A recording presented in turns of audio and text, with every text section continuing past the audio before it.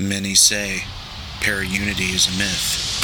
Many believe that the paranormal community is toxic, filled with egos, know-it-alls, and wannabe celebrities. Let's clear the air here and now. This thing we call para-unity is what we make it. Tonight, let's do something different. Welcome to Necromancer Live.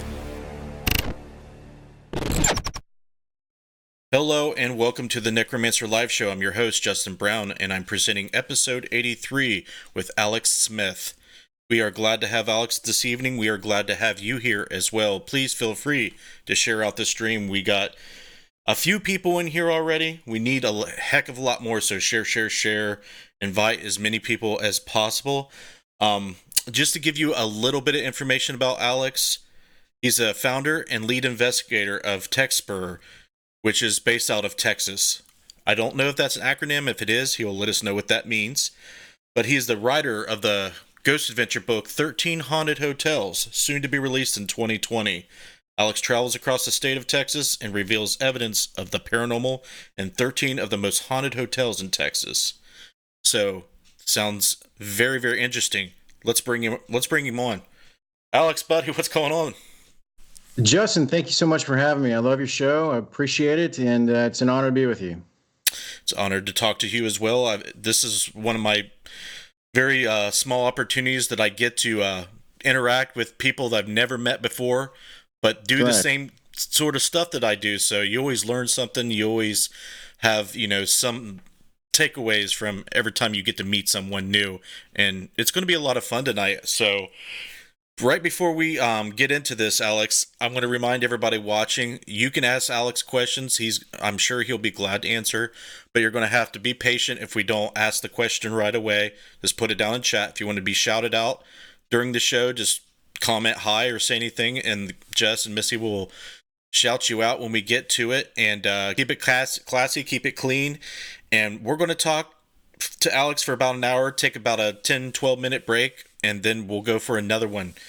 And hopefully there's no hiccups and bugs in the system tonight. So, Alex, I guess the first thing I will ask you is, what got you started? What's your roots, your origins? When did you know that you were going to be a writer, that you were going to be an investigator, and start a team to do this weird thing we call paranormal research and investigation?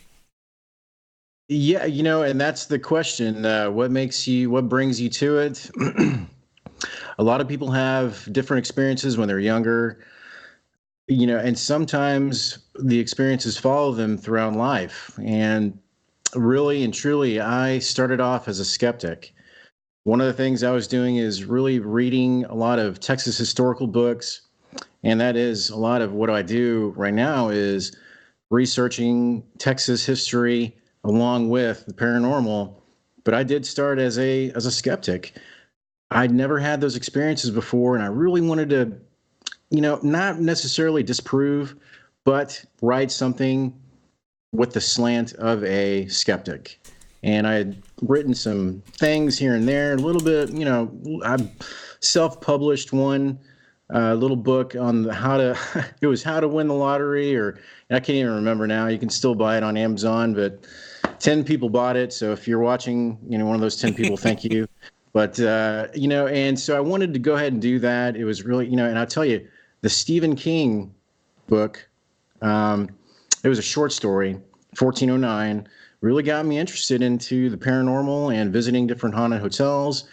So I just kind of took it to the next level. And again, slanting towards the skeptic. And I learned quickly that is not the case. If you're a skeptic, that just means you have not experienced anything paranormal. And it is out there. There's a whole nother spectrum of, whatever it is out there. And that's how I got started.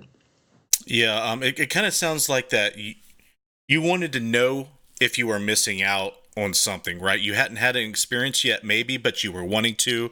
The whole idea of ghosts, UFOs, and everything else that falls under the umbrella interested you enough to want to see if there was something that you could discover and find real or not real about. Is that fair enough? Totally. Fair enough. Totally. I think you hit the nail on the head. I didn't want to be left out. Didn't want to be missing out. And, again, the first place I went, which is a hotel, it's a 5-star hotel in Galveston, Texas. It's called the Hotel Galvez. And this hotel is in Galveston. It has had some really tragic history. There was major flood, one of the most, if not the, I believe it is the most deadliest natural disaster in the United States history. Happened right there in Galveston, and the Hotel Galvez was built right on where people have passed away. Bodies were washing ashore. Anyways, it was pretty major there. Going into this hotel, you could actually, you could feel the energy. You could really feel it.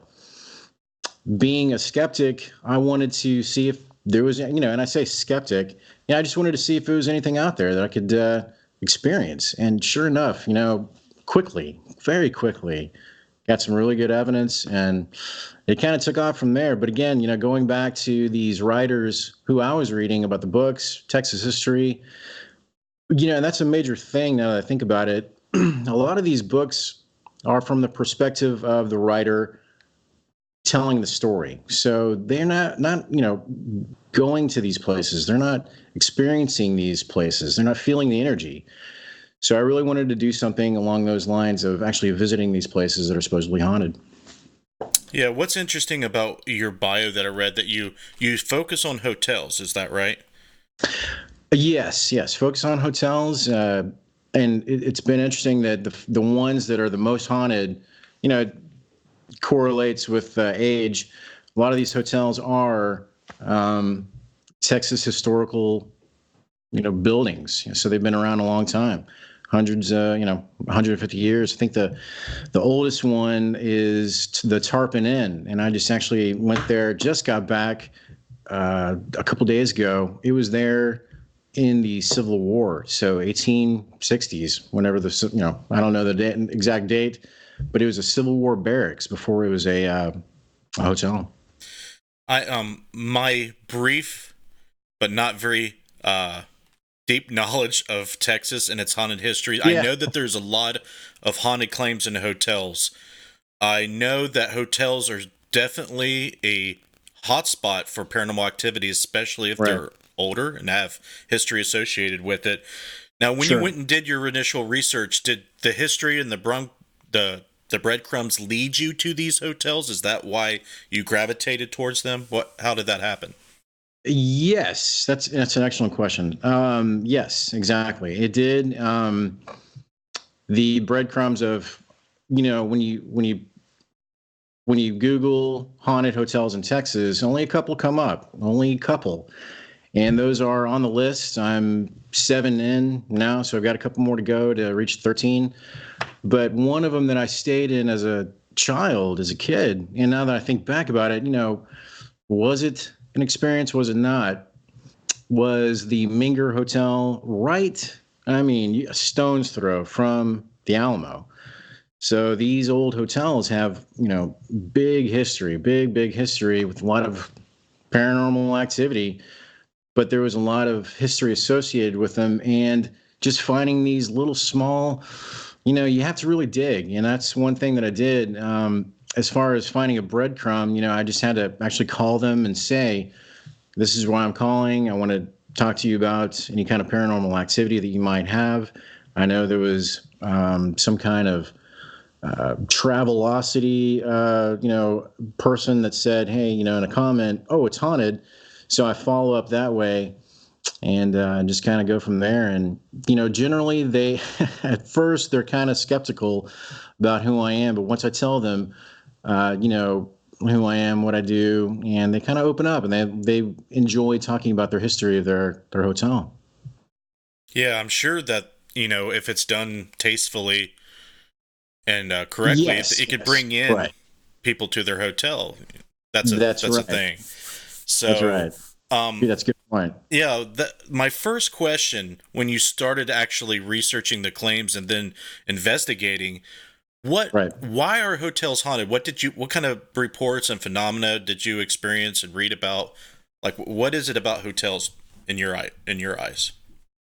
The interesting thing, there's a couple things. One is that they're hotels. So people have come, people have gone. And Mm-hmm. I'm not sure in your experience if you've done any hotels, if you've investigated any hotels, but the energy that we leave behind is everywhere. I really believe that. Any kind of soul that goes into a building, they're going to leave their imprint, their energy. So just think, how many people have slept in the bed you're sleeping, how many people have been in that room, especially these hotels that go back hundreds of years, these same buildings. Mm-hmm. It's very interesting to think about who was there, what was their situation, what was their energy like, what kind of person were they, what were they thinking. All that I think really does imprint on the walls, on the, just the structure. So I really do think that that's why hotels are such a hot spot for paranormal activity, because so many people going in, so many situations they're in. Unfortunately, there are some deaths associated with these hotels. But also there's some good people. There's some good souls. There's some good energy that is left. You just have to find, and obviously during your investigation, figure out which they are. Yes, there's many layers of things going on. Absolutely. I don't have a lot of experience going to like notorious hotels that are known to be super haunted, but I have done Okay. house calls where people live in apartments, Yes, which I is know very that. similar to that. I've seen that. Yeah. And I think it's interesting. What you kind of explained is something I call a psychokinetic imprint, or like a transference or some type of imprint of their psyche, or some Sure. psychic event, we'll say. Yes. Yes. And then you kind of talked about sometimes the land is stained with tragic events that might have the similar effect, and then Right. you get those type of phenomena reports kind of bleeding into with the structures that's built on top of them, which would be Absolutely. hotels. So you get that Yes. layer. People come. Sometimes they kill themselves. A lot of times, my knowledge is if you're going to kill yourself, they go to hotels. The last hotel, I think, we did a hotel to start off this year called Rhodes Hotel. I don't know if you heard about that. It's a Well, I'm little sorry. Say that. What was it? Rhodes? Rhodes Hotel. It's in Rhodes. Okay. Indiana. Okay. It's a small one. It used to be a little brothel, a little train town in Indiana. And Nice. Yeah. there was a preacher who they believe went there to commit suicide. Mm-hmm. And you'll have that. So it's always interesting about hotels, and I like that you focused in on those because there's a lot of material there to investigate, learn Right. about, write about. Is this going to be your first book? Yeah, I did write a small, again, just a very, very short read about what the what the Texas lottery is, what the national lottery is, the odds of winning. So it was a little bit more cerebral than this. This would be my first actual a book, and I'm not even sure. A lot of the books I've read are Texas-based publishers, so I'm not sure if I'll be self-publishing or going through that. But I just wanted to just bring up quickly what you mentioned. It's a very excellent point about the land is stained. I'll tell you, Justin, that some of the ones I've been to, the most haunted, are from the Karankawa Indian burial grounds and hunting grounds. And it's very interesting because these Karankawa Indians were native to Texas long, long, long, long time ago. And the Spanish came into Texas and they pretty much had a knockdown, drag out fight with these Indians all the way exploring up the Mississippi. So they were basically eradicated by, and even the first Anglos that came into Texas. But these four hotels, the Odd Hotel, Hotel Galvez, and the Tarpon Inn. So I guess these three hotels are the most haunted. They have been the most haunted. And I am saying that they are haunted because I've got some really good evidence, but they have all in common these Karankawa Indians. It's just very fascinating that these are, exactly the spots where these Karankawa Indians were. And it's interesting if you want to look them up. They were water people. They had some big medicine, very big medicine, but they were magical. Also, they were cannibals. So they would, Oh, if you went up against them, and there's a couple books that are really interesting reads if you're ever interested in looking up the Karankawa Indians, man, you mess with them, you get ate up. Basically, they will wow. do some damage to you. But again, it like you said, the stained ground that these connections, it's just fascinating, and I certainly put that in the book as well. Yeah, it is. We have a lot of Native American history and I know that. culture around where Yes, we yes, are, sir. You and bet. it's you would be foolish. It would be asinine, as they would say, not to learn about their history, see how it Right, if it correlates with what you're dealing with or not. Now, when right. you look at the Indian history and you cross-check it with the reports and what you're getting as evidence, is there any indication that it is has something to do with these Indians? Like, are there apparitions that are seen, like speech? No, unfortunately, we haven't. I have not. It is, if anything, probably the claims of whoever is there before. I know in the Galvez Hotel Galvez, there's a great lady. She's actually the concierge, Melissa Hall. She has some pictures that she's shown me, some private pictures that are owned by the hotel, and they some of them appear to be an Indian, American Hmm. Indian. I mean, it's very interesting because you really can't tell that somebody that it's a person. It's an apparition. It is on film. It is on caught by, and actually, it's caught by most of them are caught by guests that are in the hotel. But some of them appear to have headdresses on. It's just that's hard to tell. I'd have to do some more research, but personally, no, I have not. So is there stories of like vengeful ghosts or anything that seems like an attack to someone? I think in the Hotel Galvez is again going back to because this is one of the most haunted hotels in the United States, frankly, and there is some kind of malevolent spirit that is supposedly in one of the rooms. And this is kind of, I want to kind of talk about this real quick. When I am looking at hotels, I really want to focus on hotel rooms because if you go into hotels and you say, "Hey, I'm a ghost hunter. I want to hear, I'm here to uh, do an investigation." There's so many people there. There's so many things going on. It's hard to do that. But if you ask if there is a particular hotel room, and that's one of the ones that I want to focus on, that's one of the 1,300 hotels that I've focused on. They specifically have these hotel rooms that are haunted. But this one in the Galvez is room 501. And the story, just in a nutshell, is there's a woman in this hotel room that's apparently in the 50s. So she was a bride, actually, not, I take that back, excuse me. She was going to be married.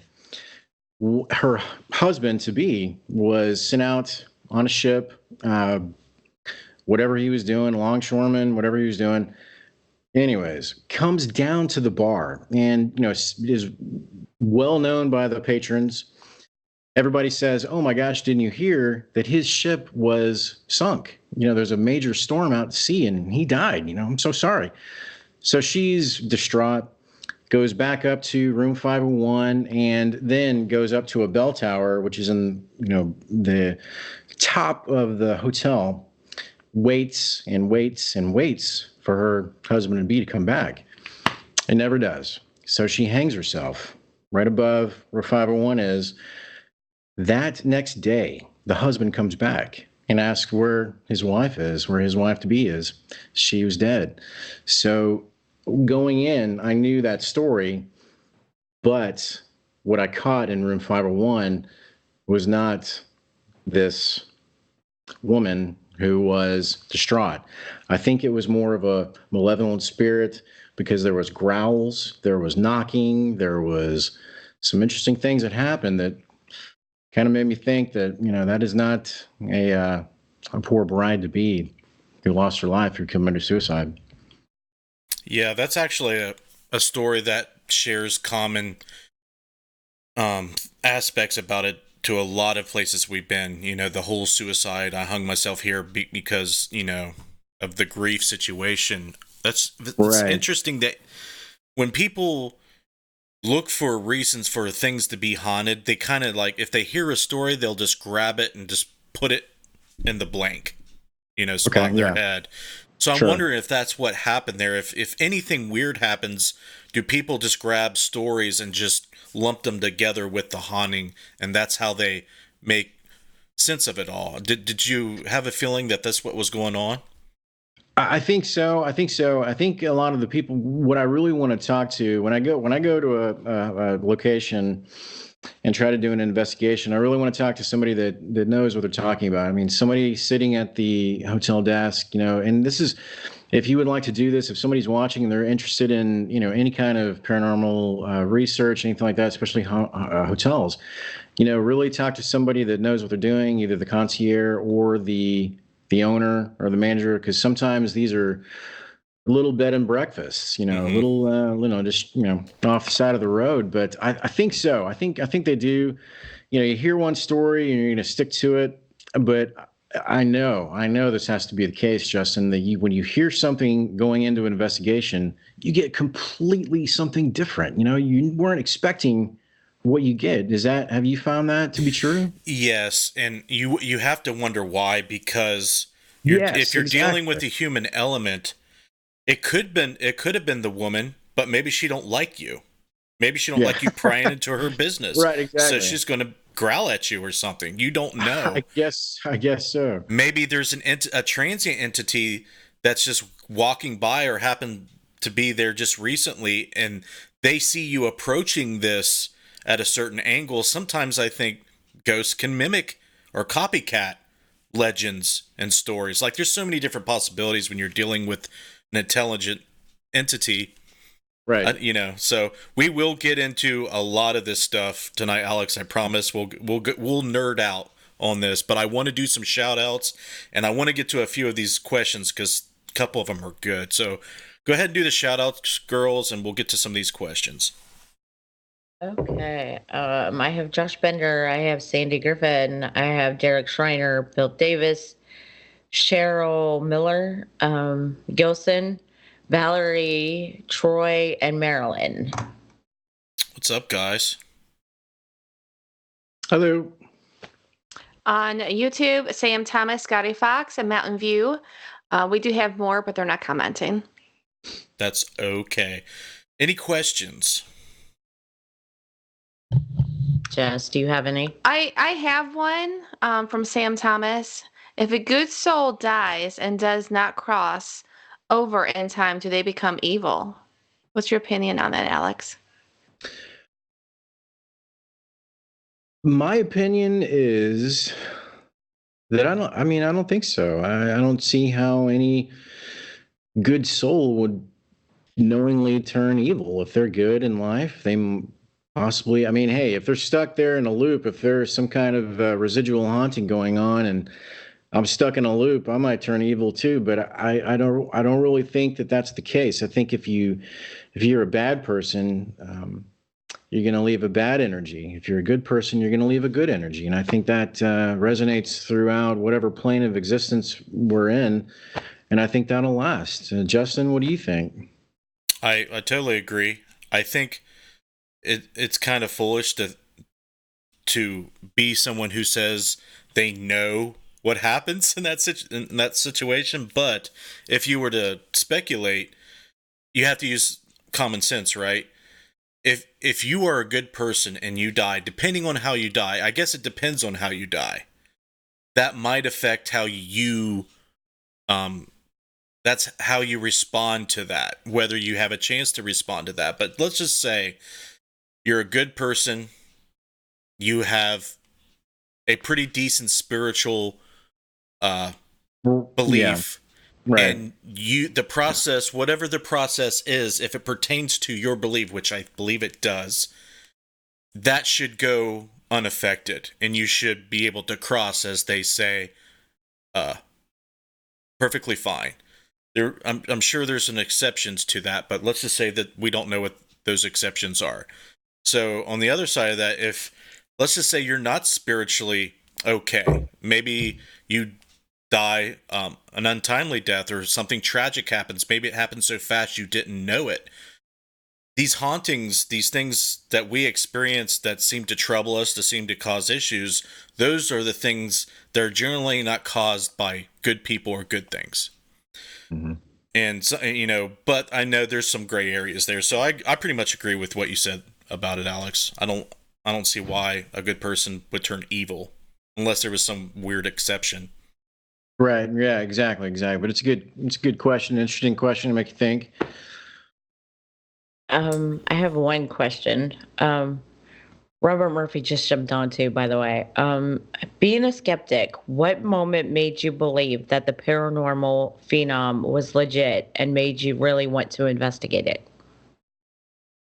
That's an excellent question. And I'll tell you, I know exactly. I mean, I can picture it in my mind right now. This was a couple years ago.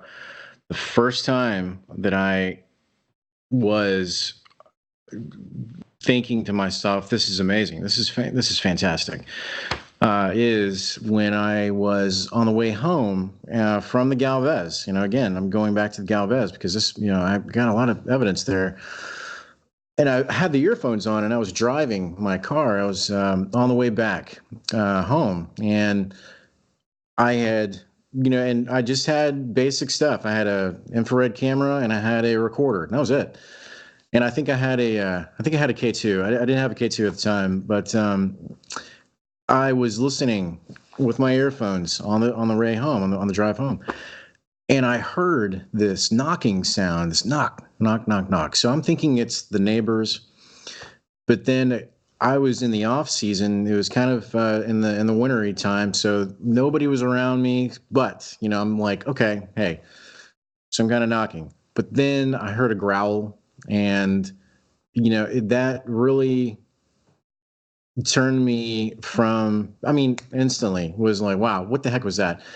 Now, the reason why I'm saying I completely did that is, and I've thought about this, if somebody in the hotel business really wants to promote their hotel as haunted, I was not in the room at the time, and that's a major, major deal. So I had just left the camera rolling, and I left the recorder rolling, and I went downstairs to kind of check things out, just kind of do a little walk around. And so I would assume that if they're trying to, if anybody was trying to trick me, it would be while I'm in the room, not, you know, 11:30 at night while I'm out of the room. So that, I mean, you know, and again, if you check out YouTube, you want to check out some evidence, go ahead on the Galvez. It's great.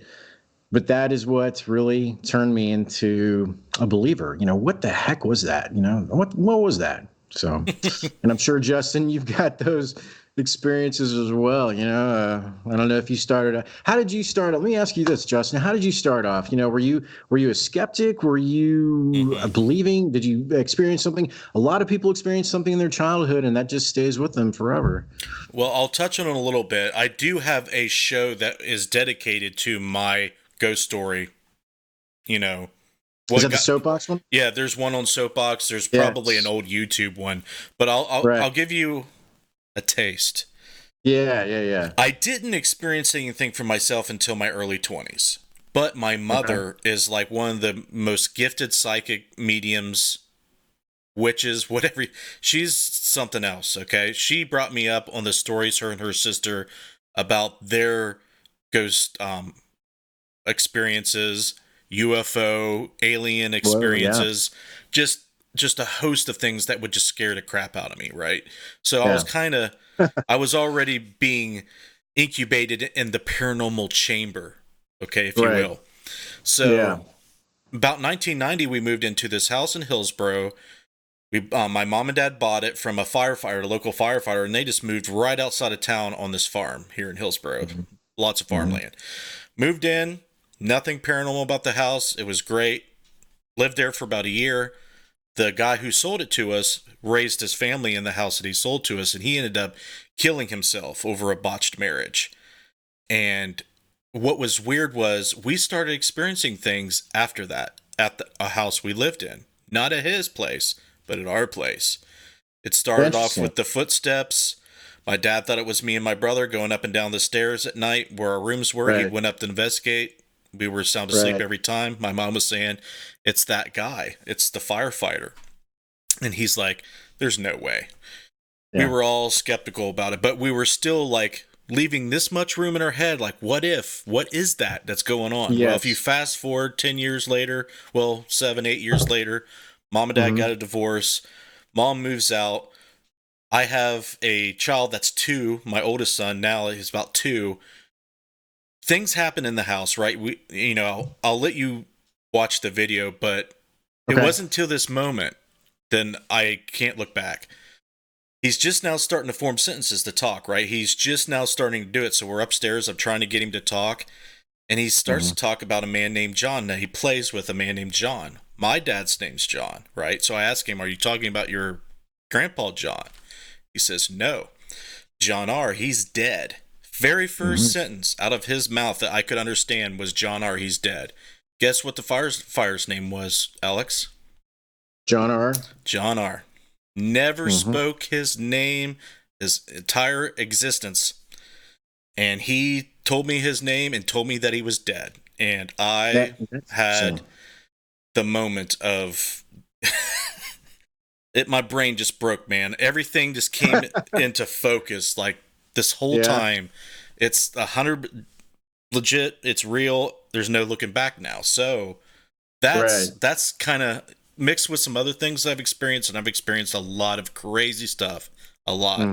And you could say it's a blessing and a curse to deal with this. You know that it's real, but then you feel like the odd guy. You feel like the outcast that believes in the weird stuff, because I didn't want to be that guy. I felt perfectly fine thinking that was all horse manure. It was all baloney, but I cannot be that guy. How old were you at this? How old were you? Early 20s, So 22, 23. You're a kid. Yeah, you're a kid. Okay. You know, what's interesting is the kids, you see all these movies about the kids, and they are paranormal. I really think there's something to that, man. I think they are just so in tune to and so innocent that, but that's interesting that John R. reached out to your kiddo, that's another example of, maybe he was just trying to say, "Hey, I'm here. I just want to be heard and be known." Right. There's a theory that the brain kind of goes through an onslaught of conditioning. Yeah. And when you tell your kids there's no monsters in the closet or under your bed, you tell them ghosts aren't real, and slowly but surely you start to condition your mind that these things aren't real. So your brain is a comparison machine. It's like if you look at a camera, you're going to have a mental stored image of a camera in your brain, and that's how you recognize things. It's a recognition machine. So if you programmed your brain not to recognize a ghost or not to hear a ghost, even if you hear it, you're not going to recognize it, and you're not going to, it's not going to register. And how did you deal with that? Did you just set up cameras everywhere? Did you? Not at the house. I wasn't an investigator at the time. I didn't start investigating until after my dad, a couple of years after my dad, grandma, and grandpa all died in a 6-month period. So I figured at that point, everybody else on TV and that I know are doing it. So I want to do my part of it. So, well, good for you. Yeah. Yeah. I haven't looked back, Alex. It's been great, very rewarding. And that's the good. best. Yeah, that's good. The best part is the friendships and the connections you make during the process. Right. I think I couldn't have said it any better. The friendships and the connections that you make with people that have experienced something out of the paranormal. You may think, if you're watching this and a skeptic, I'm pretty sure that people watching this are not skeptics. If they are, that's, hey, that's great. It just hasn't happened to you. But you mentioned UFOs and ghosts and everything like that. I've found this I was just having this conversation this afternoon that, prepare yourself if you're interested in the paranormal and presenting evidence to be picked apart, to be criticized, and you as a young man thinking, gosh, what is this? That's hard. That's hard stuff. So these kids nowadays, or in the past, that are not sure what that is, they see grandma, and she's been dead 5 years, blah blah blah, whatever it is, it's not a stigma. It's not a stigma. I think it's happening. Something is going on, and I think in the future, hopefully in the future, we have enough technology that we can actually measure this. We can experience it and show it on a live, some kind of broadcast, that this is happening, this is real, and it's nothing to be afraid of. It's nothing to be shunned. It's happening. So I totally agree. And when you meet people like-minded in the same, I'm calling myself a paranormal investigator, but I know you've got a lot more under your belt than I do. But, it's a community, and if you're thinking about doing it, go out there and do it. All you need is a video camera and a recorder. Let your ghost be known. So don't be afraid to do it. Get out there and do it. It's a good message. I think to add to that before we shift gears is the problem right now is there's so many things to debunk and weed out and disprove. Right. That it muddies what we should be focusing on, and right. how frequent and how emergent is this phenomena, right? So most of it's right. rare. You got to, and there's all these people taking photographs. They're not photographers. They're searching for ghosts so hard that every little pixel that's blurry is a ghost, That's right. So I think once we get to the point where we collectively as a community can narrow down and cross out all the stuff that makes the water murky, then we can move forward. But let's shift gears to some more questions. I see some more questions on Facebook if you want to ask them, Missy. Okay. Troy asked, do you just limit your investigation to one particular room, or do you pick several rooms? That's an excellent question, Troy. Thank you so much. The answer is no. I try to involve the whole hotel. And the main focus is, what I was alluding to before, is if they have a hotel room, that's where I want to go, because really you can focus. And it's a small environment. It's not like, I'm sure, Justin, you go multiple levels, you do more larger structures. But if you're in one room, you can really nail down if something is going on in there. But I also like to, wait after hours until the crowds have gone through. People are, it's really quiet. Then you can really go into what is going on in the rest of the hotel, because, not everything is going on in that one room. A lot of the people that I run into, meet along the way of these hotels is, they're happy. They're happy to talk about it. Once you, again, what we were talking about, once you get through that barrier of, oh, gosh, ghosts, I don't know, but once you talk to them and say, hey, I'm interested, I'd like to hear your experiences, man, it's like a well. They will talk about it. They will tell you their experiences till the cows come home, and it's fantastic. And so they'll let me do investigations throughout the hotel, barring I'm not, jumping up on the tables or, whatever, doing whatever kind of weird stuff. But absolutely, that's a great question. Okay. And then Val asked, what was one of your most memorable paranormal experiences? It just happened. We were at the Hotel There's a Tarpon Inn, and it's just myself and my right-hand woman, Christy. We were together. We had just shut down one of the cameras, and we're going to put in another SD card, and we had a couple of cameras still going, the recorders were going, but I didn't catch it on video. So I sat down a flashlight, okay? And this flashlight has these kind of curved, it's the, kind of like a hexagon, so it will not roll off by itself. Set it down, turned, and we started chatting. The flashlight, we didn't know what it was at first. It was a loud bang. The flashlight actually fell just like this, and that was amazing. I could sit there for a million times. It would never do that. That same night, I mean, not even an hour later, we actually heard with our own voice, a woman's voice. And, I couldn't understand what she was saying, but we both heard it. It was audible. It was audible. I rushed out the door to try to see if there was anybody around. We are on, this is, or wherever it is. Gosh, I forgot the name of, room 29, room 29. We're by ourselves. This is an off season. We are by ourselves. Nobody was around. So it was nobody talking to us. That flashlight just, it was amazing. It was truly amazing. I couldn't even believe it happened. That's cool. I have one more. Do you want me to ask it? Yes. Okay. Cheryl asked, "Do you have abilities, or you just an or are you just an investigator? And do you believe in people with abilities that can actually see and feel everything?" Let me tell you, Cheryl, you guys, these are great questions. These are awesome questions. Justin, do you get these great questions every episode? They're trained monkeys, Alex. Man, let me tell you, man, I am like this is fantastic. It's a great question, and the answer is no. We have a very intelligent and well-informed crowd, a community here. I can see that, and I'm impressed. I mean, really.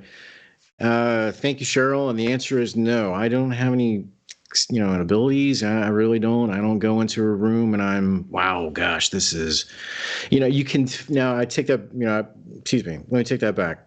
Let me back up a little bit. I can feel if there is an oldness, if there is some kind of, and that's how thin do you want to slice it? I can feel if there is, the energy, the air is thick, you can feel if there's something there.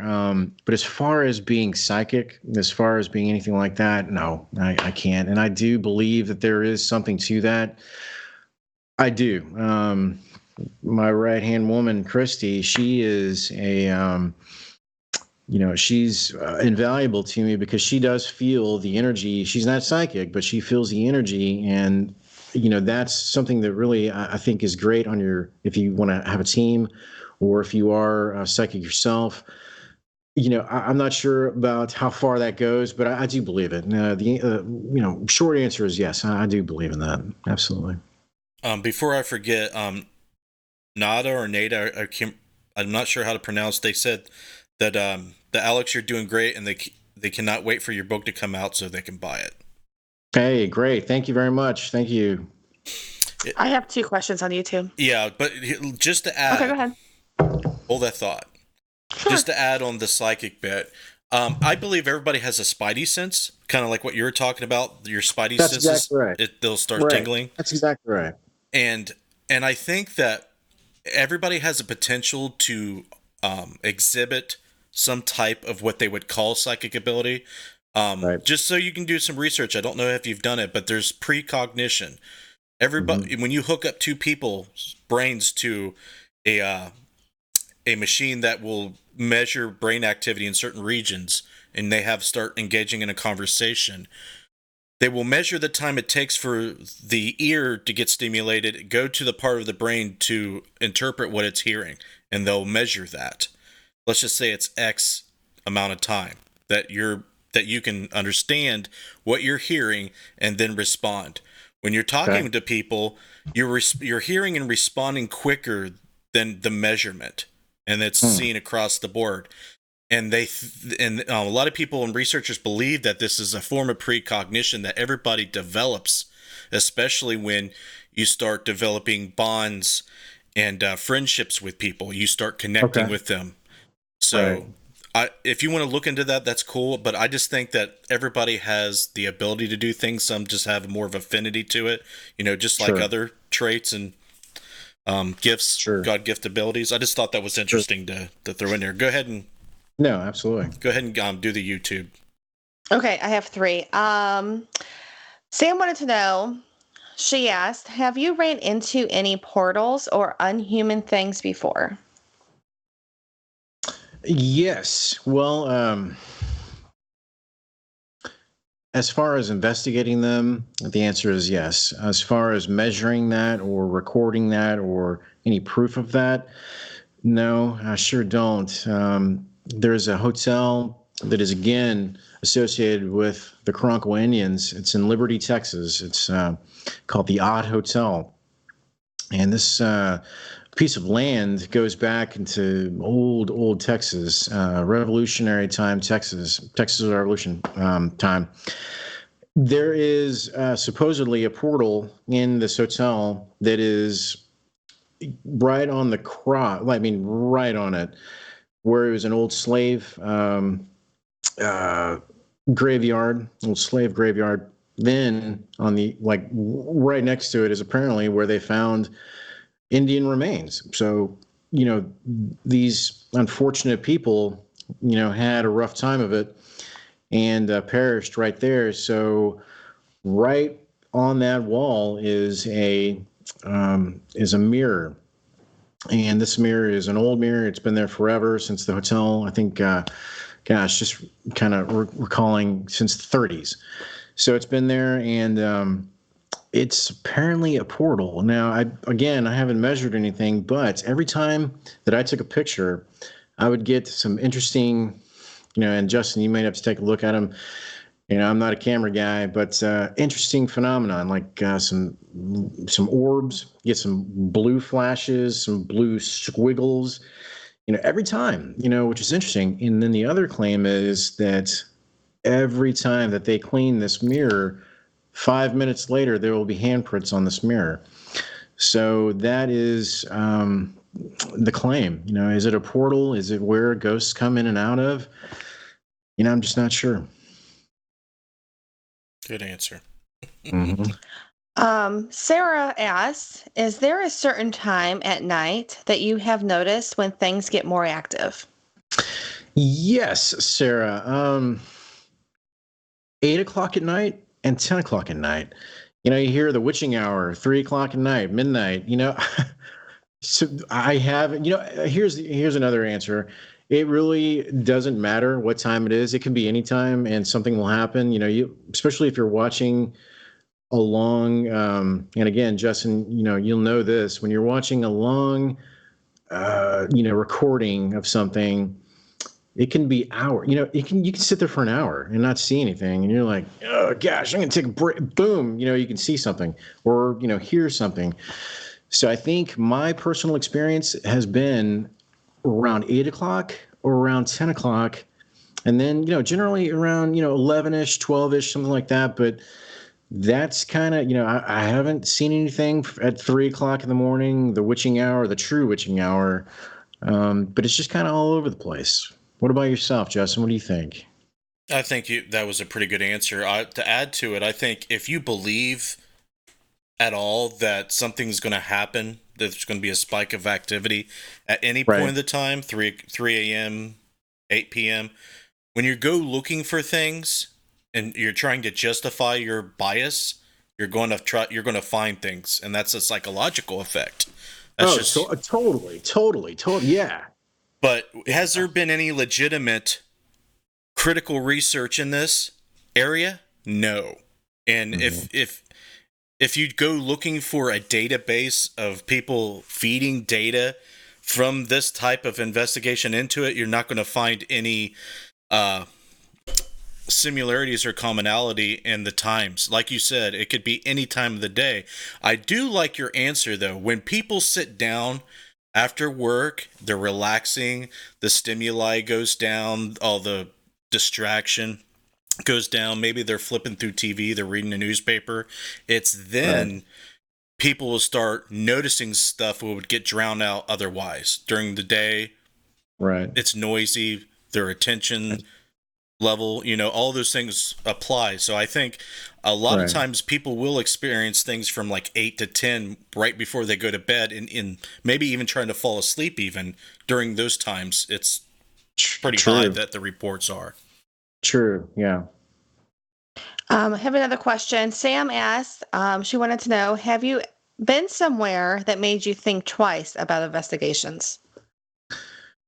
No, I hope that I come across that investigation, because I'll definitely want to do it even more.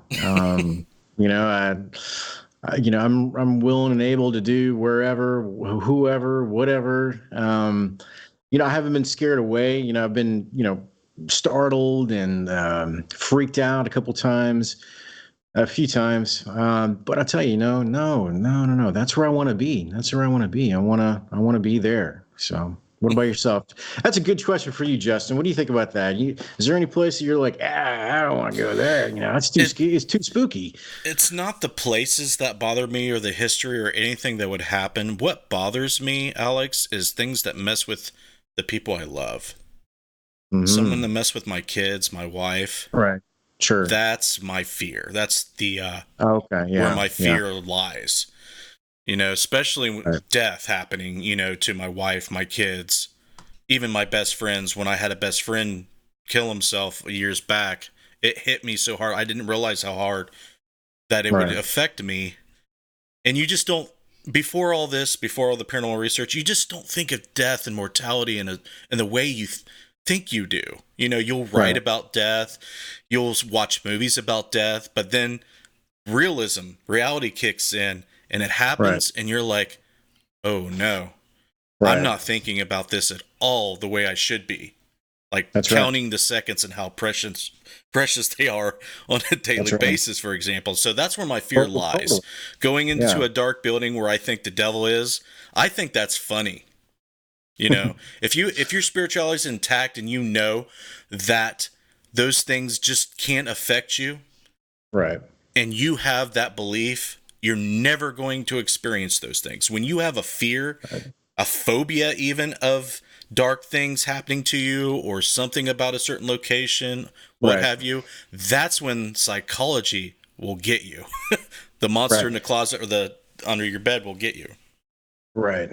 No, I totally agree with you. There's nothing much I can say to that other than I think you're exactly right. I mean, you know, if you're secure with who you are, it's so funny. My sister, when she hears what I do, she's like, "Oh my gosh, aren't you afraid you're gonna get possessed?" You know, I'm like, "Nah, no, I don't think so. You know, not really, not so much. You know, I'm pretty secure in, you know, who I am and what I'm trying to record, what I'm trying to find out." But I think, you know, there's nothing else other than say. I think you said it perfectly. There's a sick nature about it. You may be able to relate to this. I'm going to say this. I was in a wrestling camp back in. I was a teenager in high school. I wrestled, right? And wrestling camp. Gotcha. Camp. Okay. And there's this judo instructor that was one of the coaches that was showing people how he would choke people out and they would go unconscious and flop on the floor for a couple of seconds. Looks terrifying. You would think for a million years that why would I want that to happen to me? There was lines of dudes, lines of them, lining up, waiting for that guy to choke them out to see what would happen. And I was one of them. Okay. Why is that? Part of you is skeptical. Is like, is that even real? Would that even happen to me? And the other part's like a sick fascination with it. You know, some type of macabre, you know, behavior going on there. Yeah. But I think that kind of goes along with ghost hunters and going into the dark places and the unknown and hunting down all these scary things. I think that goes along with the psychology. What do you agree with that? I totally agree with it. And I think also the fact that you said you alluded to earlier, you don't want to be left out. What's going on? What are you experiencing? I don't want to be left out on that. You know, I want to see what's going on. You know, I want to peek under. Not under. I was about to say I want to peek under the dress. That's not a. I want to peek behind the curtain is what I should say. But totally, exactly. Is there any other questions before we take a break? I don't want to have any of the questions hanging through the break. No, there isn't. I have one. Well, I have a kind of a quirky comment that I really want to read. Valerie said, Alex sounds and kind of looks like John Cusack. Oh my gosh. Do you get that at all? No, not at all. But, you know, I don't know if that's a good thing or a bad thing. I read the short story. I didn't really like the movie, man. You know, the movie was okay. It was all right. It kind of made the guy look like a jerk, you know. You know, when you're a skeptic, you don't want to go in there being like, you're a jerk, you know, blah, blah. But no, I don't at all. But Thank you very much. I guess that's a compliment. I'll take it as a compliment. Thank you. And then Derek asked, how technical do you get while at locations? How technical do your investigations get? Excellent question. I really want to try and this is kind of something I wanted to bring up with you, and I'll bring it up again later, Justin, is how technical do you get? How technical do you guys get? I know I've seen a lot of your pictures, some of your videos, checked you out a little bit here and there, and doing a great job. You have a ton of equipment, and I just really wanted to pick your brain on that. Myself, personally, I don't use a lot of equipment. I like to keep it old school. I like to do just the video recording, just the infrared, just the recorders, the digital recorders. And I will use temperature gauges and EMF readers, also known as K2s, just to kind of, as soon as I go in there, just make sure, there's not some kind of funky, thing in the wall where it's an outlet that is, malfunctioning or whatever and just making people crazy. But I kind of keep it simple. I like to keep it simple. So that's actually a good idea. Yeah. Spirit boxes, the other thing. I don't know, gosh, and again, I don't want to step on any toes, but how accurate, if you get too technical, there's room for skepticism, and I don't want to. I really am trying not to do that. Could it be? Could it not be? I'm trying to keep it. Trying to keep it simple. I love that. Just as simple as I can. Yeah, just simple as I can. You want to be cut and dry. Yeah, the spirit box. We could talk about why people use that. I did research the crap out of it early on, but we do not anymore.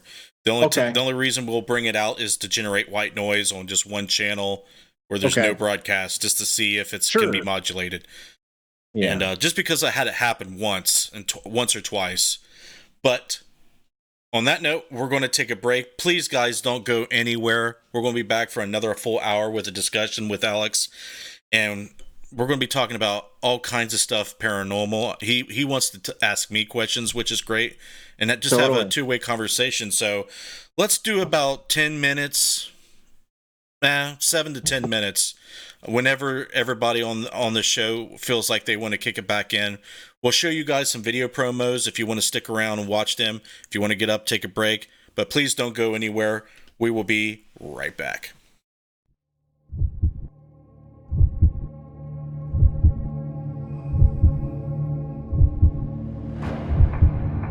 Do you have that drive?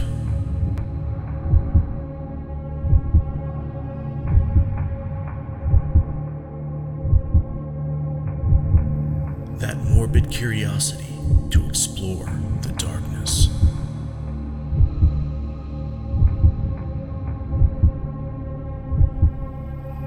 Do you have what it takes to brave the night? You do? Good.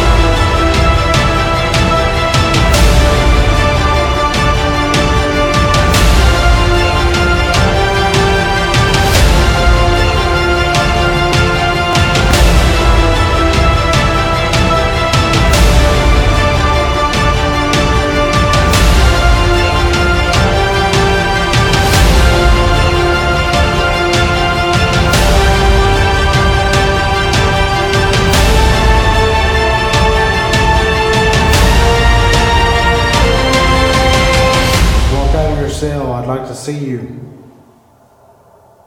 What the fuck was that?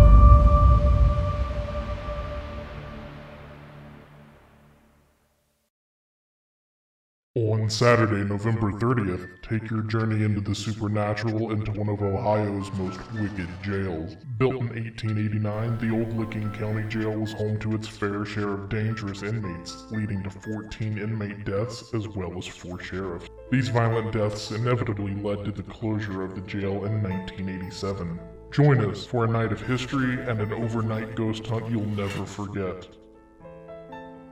Your journey awaits. Welcome to Ground Zero. This is the talk of the talk. You know, everybody is captivated by this area. This is what I call the asylum.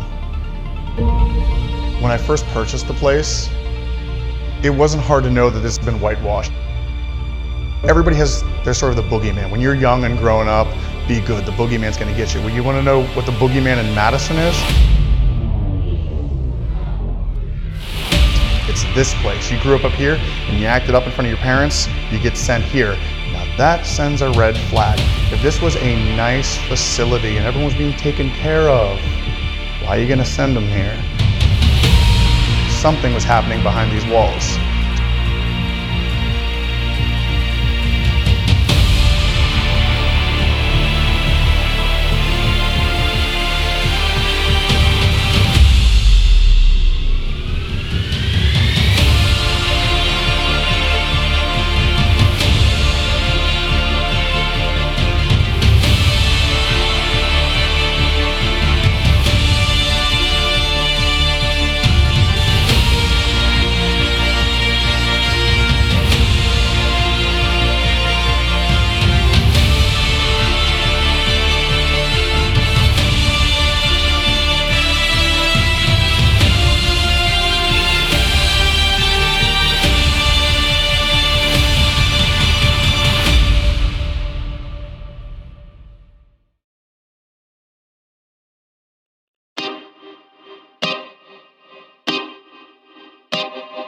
This is Jason Bland, host of Midwest Paranormal Presents Paranormal Soup, where we stream live as a webcast every Sunday night, 11 p.m. to 2 a.m. Eastern, with guests who will blow your mind. Live ghost box sessions where you can call into the show to see if the spirits will talk to you, and the world wide web of weird with the latest in paranormal news and evidence.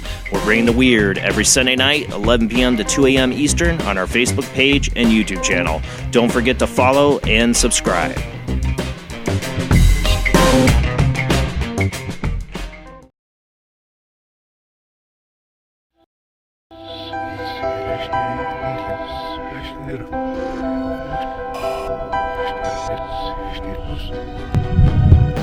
Hi, I'm Eric McGill. And I'm David Woolever. And we are paranormal investigators welcoming you to join us as we put new theories to the test and attempt to explain strange phenomena. We invite you on a journey that will give you a glimpse into our haunted minds.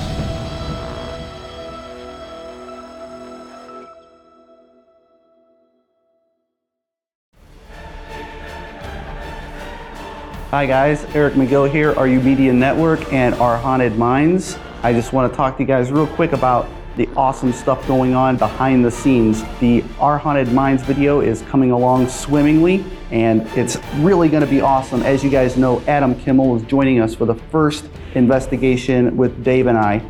And then after that, we may have Chris, or we may have Becca, or we may have Ashley. But it's really exciting and you guys are not going to want to miss this first one. A lot of awesome stuff happened.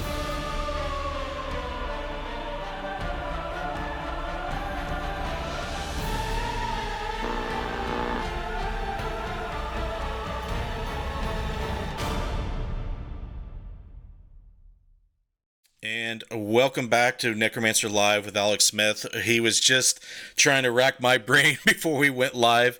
He's been wanting to ask me these questions. I feel he's been wanting these answers from me because he's liked what he's seen. I guess finding people that you like, you see things that you like, you want to ask them questions, you want to get information and bounce ideas off them, which I really like and appreciate.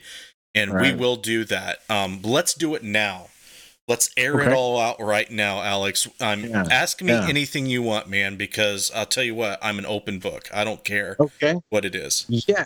One of the things, that I've done is, and this is a major, major, major part of writing anything. You have to ask questions. You have to do interviews. So I'm good at it, and I like to get to the point quickly. One of the things I wanted to ask you is actually, let me go back. Let's talk about the elephant in the room. Travel Channel, Discovery Channel. What's your thoughts on the ghost hunters that go out there, and every single time they go out, what's that? What is this? Oh my gosh, blah, blah, blah, blah, blah.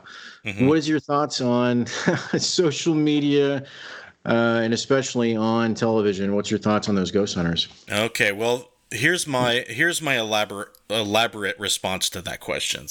It was an evolution. It kind of grew. It kind of started with Paranormal State and Ghost Hunters. Now, Paranormal State was different. It was before its time, I believe, but the editing and what they needed to do as far as what's quality storytelling wasn't there. But their idea was really good, and I thought it was entertaining. And then they rely too much on phony evidence. Let's just call it phony evidence, okay? Or, the orbs and the ghost box stuff and the Ovilus spitting out random word stuff. Didn't rely on that. But the ghost hunters, that was good. It started off great. Right. They would go into a place. They weren't sensationalizing. They weren't hyping their, energy levels up and the responses to things like a bump. They'd hear a knock and they'd be like, "Did you hear that?" Yeah. Now, fast forward 5 or 6 seasons, people were getting jaded of that. They were like, "My blood's not pumping enough, Alex. What are we to do?" That's when Zach Bagans comes along. When he hears a knock, he craps his pants. Okay. Is it Bagans or is it Baggins like Frodo? I don't know. It's Bagans.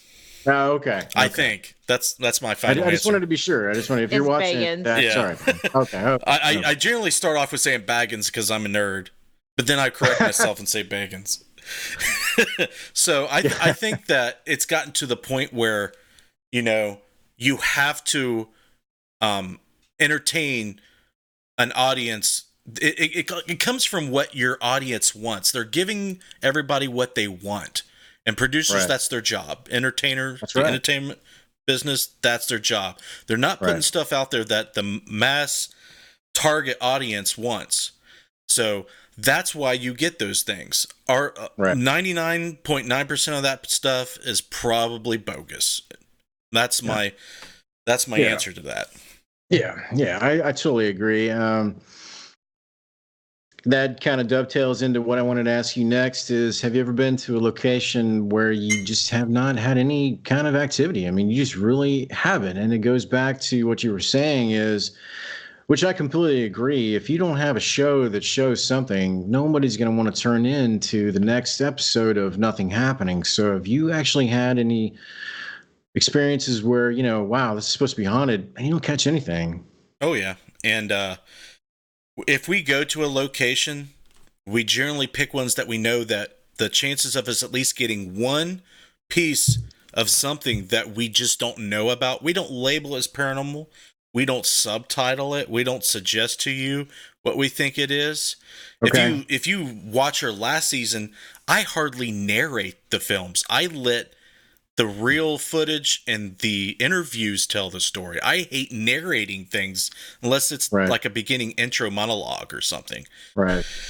So with that being said, we focus on the storytelling like I was telling you before. We allow the storytelling of our experience to drive our audience, to drive the piece of the film that you're watching. So that's what the entertaining part of it is. And the appreciation of the history and what we do. So when we come across something that we just don't know, we can't debunk it, we'll put it in there. We say it's almost like a peer review piece within the documentary of the video. Mm-hmm. So a lot of our patrons, the ones who finance our stuff, they will get access to raw footage, the raw video, the raw audio of things that we don't know what it is. could be paranormal. So we give them the chance to download stuff. A bad part of that, it's 4K video. So when they get a 30, 60-minute 4K video file, they're like, I pass. Because it might take a couple hours to download or something. But yeah, okay, I got you. Because we just uploaded to Google Drive or Dropbox and let them have it. But it happens all the time, Alex. You go somewhere, I think Waverly Hills, when we went there, we expected a lot to happen. We walked out with maybe a cough that shouldn't have been there or a little voice that happened, and that's it. Isn't that amazing? Isn't that incredible? Well, it is, because let's just face it, it's weird and unexplainable because it's so rare and so mysterious. If it happens like right now, if you turned on an RRDR60, the $1,000 recorder everybody loves, except me. Right. During the course of this interview, we would have talked to Jesus, the devil, and everybody in between 100 times. I guarantee it, man.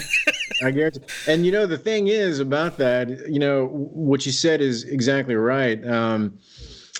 When you go to a place and you're expecting something, and especially like the Waverly Hills, such a ginormous place, and you get that cough out of nowhere, it's such a rare experience when you go into somewhere and you do catch something. That's why it's so exciting. This field that we're in is so exciting and so brand new and so unresearched. My goodness, if we could do some research, hey, I don't want to get on my soapbox here, but if you do any kind of little research here, little research there, what is it? Where are these things coming from? Then, we could really open up some interesting topics as far as the paranormal, Absolutely. I think more and more we try to focus in on the experiment stuff, but what ends up happening with our research group is we're spending so much money and time on the film production end, it kind of takes control of a lot of stuff. So the science that we do is limited, and we only can do little things here and there. A lot of it this year has been with the team psychics. We want to know how accurate they are when they don't know anything about a location. Pull them apart, walk them in, cross-check what they get versus what the other one gets. All that we've done a lot this year, and I'm really glad we did. But just to add to this before we shift gears, Alex, the kind of people that enjoy fishing for 4 hours just to get that one fish, and the person that watches 12 innings of baseball to see the no-hitter get broke up by a walk-off home run, those are the real paranormal research people. Right. The people that will not watch the third inning after no hits, those are the people that use the spirit boxes. Right. And I've never made that analogy before, but I'm making it now because I knew you would get it. I totally get it, man. We just had some hard knocks here in Houston, Texas with the Astros, so I understand. Man, that was a series. That was a series. Golly, what the heck? We didn't show up for Game 4, so I don't know. I just you want to rip that Band-Aid off there, man. But I'll tell you, man, it's just it's one of those things. I think you're exactly right, and I love that analogy because you know what? If you are going to stick with it, if you're going to watch those videos, if you're going to watch that evidence, if you're going to sit there, you're going to try to go for it. You're going to do it. Then you're going to eventually find something. I mean, I was expecting nothing. I was expecting nothing. Some people might expect they go out, they're going to see, like you said, they're going to see a full body. They're going to see Jesus. They're going to see whatever. It's just not like that. But I think, I'm glad to know that you went to one of the most haunted places in the world, and didn't catch anything. That's very interesting. Thank you for sharing me that with me and with all of us. But the other thing I wanted to ask you is one other thing. What was the most, I don't want to say frightening, but really kind of freaked you out? What was the one investigation? Can you pinpoint one point where you're just like, yeah, that's kind of creepy? There was one location that's definitely comes into my head when it comes to the creep factor. Not necessarily something happening per se, but there's a location in Ohio called the House of Wills. I don't know if you've heard of it. I have not. Tell me about that. What is the house? A 33rd degree Mason built that in 1905 in Cleveland, Ohio. Right. Okay. And they ended up a very wealthy native wealthy African American family called the Wills that owned a chain of funeral homes bought that location, that building, and a few others in the area. And they had a very successful funeral home business. So they turned this place into a funeral home. It's a beautiful building in its heyday. Very ornate, very nice. So what ended up happening was Mr. Wills died. The business kind of fell apart after that. And the city kind of left it to ruin. It just became a lot dilapidated and forgotten.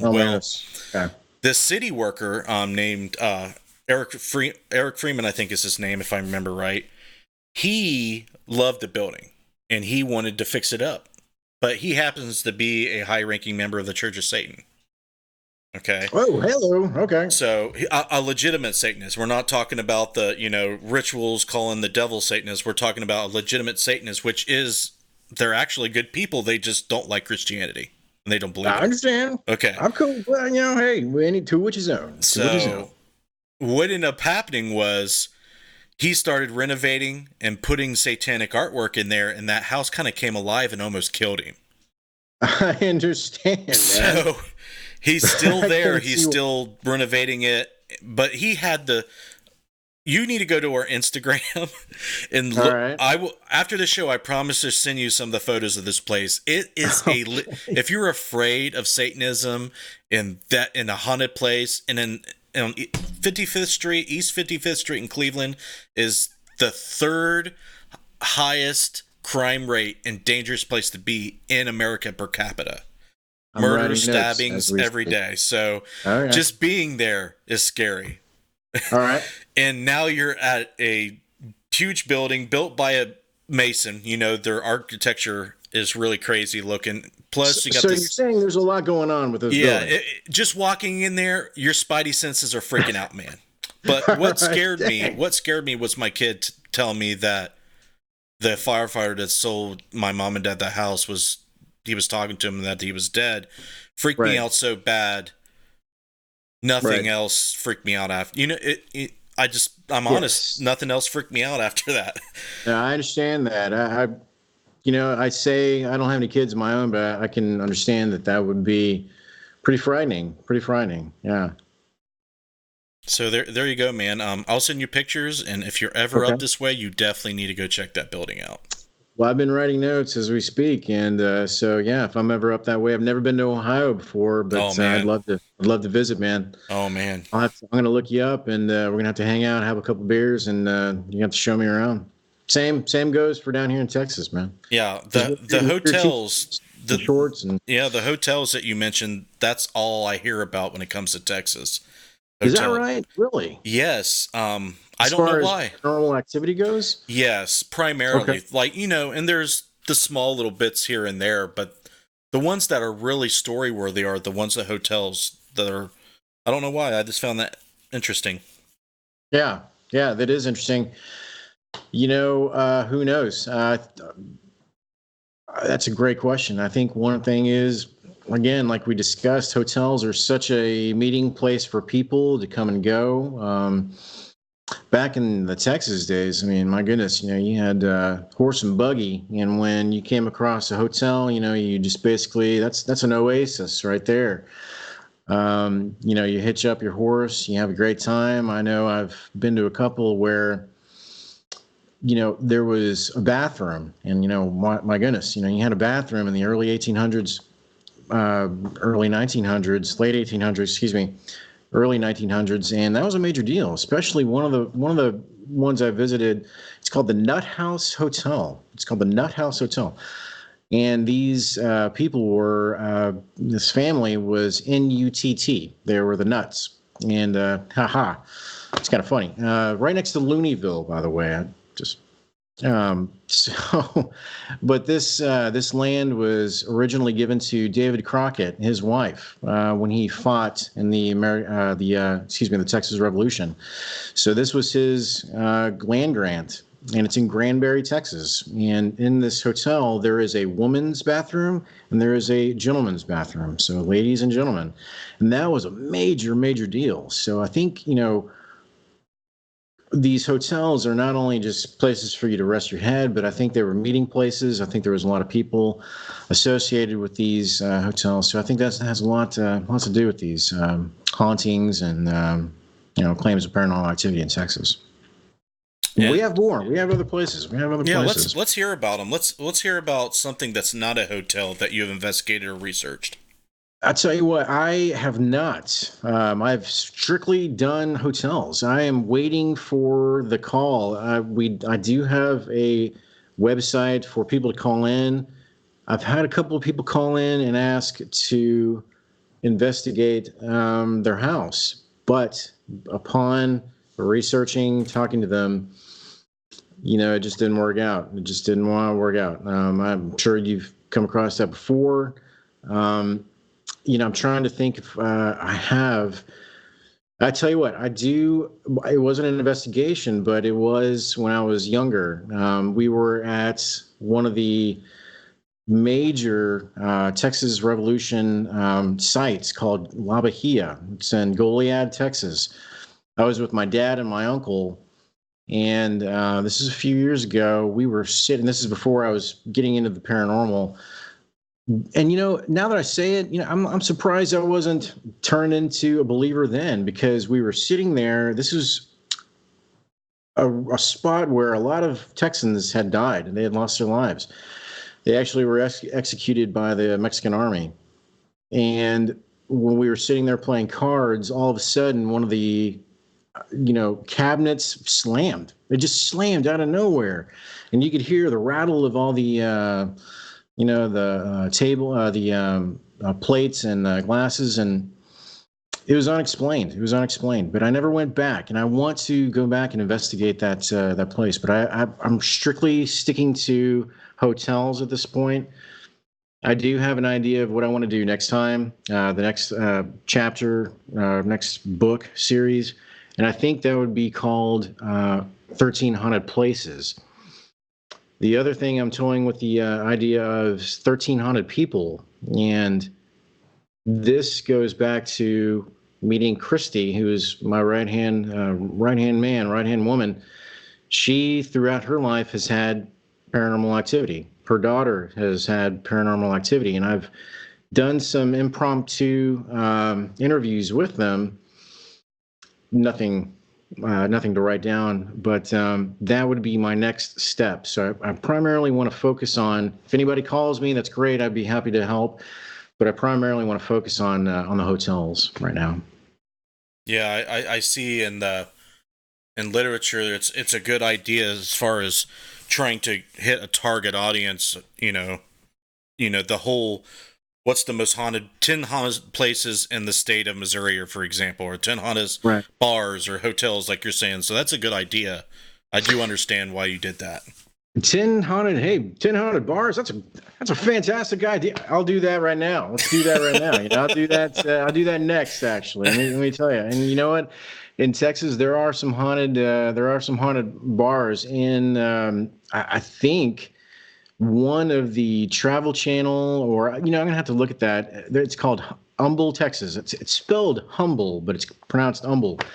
And it's a bar, and they are having a ton of paranormal activity. And, there's other places. There's a few places, especially graveyards. Graveyards are a big one in Texas. There's some old graveyards in Texas, train depots, you name it. So, there's plenty of places in Texas, but I understand why that hotels are the main one. Yeah, from what I hear, they're pretty haunted. Pretty darn haunted. At least it's been my experience. But again, I've run into some that are not. So yeah, not all of them are haunted. But we've done schools, hospitals, asylums, prisons, bars, train tunnels, train tracks, train tunnels, bridges. Right. The folklore in the area of the paranormal is interesting. What parts of the folklore do you research to try to understand how ghost stories begin and how they're perpetuated and how they're kept around for so long, how they change, how they stay the same? Do you look into the folklore and to culturally when you're doing the research on the hotels for the book? Folklore, that's a good question. Primarily, what I do is I ask somebody who knows. I will look into city records. As far as folklore goes, I don't really look into too much folklore, but I do want to focus on facts. I do want to focus on what happened. I do want to focus on who was there, who was around, who supposedly visited, the deaths. If there are death certificates, sometimes there are death certificates associated with these hotels. So I really try to focus on, who has been there, what can I prove? As far as folklore, gosh, you might be able to tell me more about that. You've been in a wider range of places. What do you think, Justin? Well, I think any part of the how do you research yours? Well, the folklore, the stuff you want, it dates back to the Native American times and the when people immigrated to this country, and maybe even before the immigration that come over from Europe, maybe the immigration that came over from the Alaskan area, from Asia and down in, like the Incans and the Mayans and all that.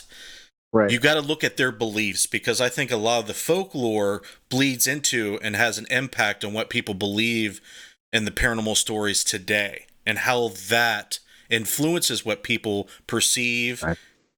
So if you ever get a chance to look up a guy named Ben Radford. He's one of the leading experts on folklore and paranormal research, and he's one of the big guys for the inquiry of what is it called? Committee of Inquiry of Skepticism. I cannot remember what that is, but it's an organization. Inquiry of Skepticism. All right. Yeah, like Derek, can someone send me a website so I can send to him on that? My brain is tired right now, but I've had him on my show before, on this particular show before, and he's great. Okay. You would love him. So definitely, he's got books out. He's interviewed on TV shows. He's interviewed all the time. Ben Radford is the guy, and he loves ghosts. He loves folklore. He loves stories about aliens and Bigfoot, but he's a skeptic. He's one of the most open-minded skeptics I had the privilege of talking to. That's fantastic. So you definitely want to get in touch. At least go look up what Ben Radford's done. But, I sure will. And the thing about it is, there is a lot of stories associated with anywhere. Is it true? Can you prove it? Were there Karanko Indians? Were there African slaves that were buried at a certain place? Gosh, that's what I want to prove. That's what really makes an investigation amazing. When you can go in knowing that this happened here, that's a fantastic thing. And I think it builds your excitement to go check it out. Yeah, I think it's the Committee of Skeptical Inquiry. All right. Let me make sure I'm right. Committee. Okay, got it. And what was his name again? Ben Radford. CSI. All right. Let's see if this is the website. Yeah, no, this is Skeptical Inquirer right here. It's skepticalinquirer.org. I think this is right. It looks like it is. Okay. And Ben Radford's definitely on the committee. Another friend of mine named Kenny Biddle, another skeptic that I, use in my back pocket when I need a very well researched thing. I go to these guys because I rely on them, because I can't do everything as well as I would like to. So, and if you have a community of people that are very knowledgeable, very intelligent to do these things for you, I think your community will get together and be like a super Power Ranger of the paranormal, you know? Absolutely. And, going back to folklore and traditions, and, I need to look up Ohio. I know you guys have a lot of American Indian areas over there, but, down here in Texas, we have a tremendous amount. And it goes back to what I was saying about these individual hotels that are the most haunted and are associated with these American Indians. Yeah, I have, my great grandmother was a full-blooded Ojibwa. My mom's, of course, has a lot of blood, Native American blood. So I kind of got brought up, through my mother to appreciate that culture. I align with it. I resonate with it quite well. I'm going to send you a link. Okay, perfect. Let's see if, here we go. I'll put it in the Skype chat here. This is who Ben Rafford is. It kind of gives you pretty much a listing of what he does and all of his credentials and everything. Okay. You can, from there, you can find his social media, and you can find his the Inquirer, skepticalinquiry.org. Okay. But I definitely wanted to bring that up to you because you being a skeptic yourself, you would appreciate his point of view. Now, I'm not a skeptic any longer. I had to leave that behind me, but I certainly was. And, again, going back to being a skeptic, you don't want to be a rude skeptic. There's a difference between being a skeptic and I just haven't met them yet. When you look at different people that you tell what you do, I'm sure you've run into this before. Some people will be like, what the heck? That's crazy. Closed-minded people. Closed-minded people. That's exactly right. Closed-minded people. And then some people are like, I heard this through the grapevine. Maybe not. There's a difference there. And I think it's important to keep your mind open to all situations, especially the paranormal. And I'm really passionate about it because I really do think that once there is more research, once there is more science dedicated to, is this a parallel dimension? Is this some kind of true human spirit? Is it religion? Is it a spirit? Is it a soul? So yeah, absolutely. I think more dedication to this serious dedication, scientific dedication is needed.